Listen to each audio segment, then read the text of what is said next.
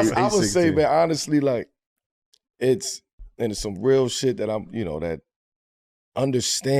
try to understand the game in the industry, because it's a lot of bullshit that goes on in the industry. Yeah. And AAU, just that whole, it's a lot of bullshit. And there's more and more bullshit that's coming into the game with money, NIL. You know what I'm saying? People who think people can say that they can get this, they can get that.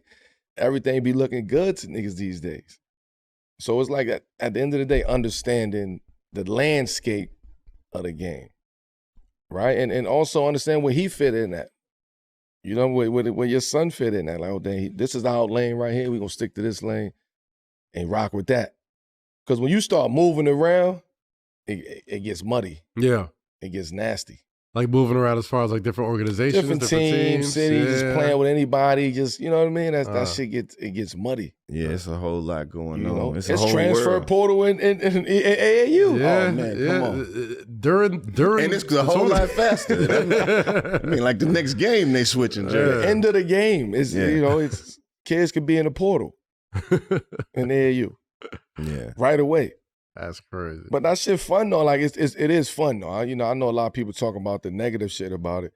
It's a lot of fun seeing these kids hoop and play, especially if you have a son that's, you know what I mean, that's hooping and playing. It makes the experience that much better. Yeah, man. I just feel like basketball in general, especially high school basketball, just has a different level of sight right now. You know what I mean? Because of the NIL, because like there are kids out there who are making great money, you know what I mean, just being like great high school basketball players. And I mean, I wouldn't know exactly what it's like, on your side, but I mean, as if you're playing at that time, it's got to be fun because you don't know anything else. You don't know what life was like before NIL, and you have to share. It's a whole different game. It's like when you're looking at some really good young talented players, these games are exciting as hell. Yeah, they have. That's what makes it exciting.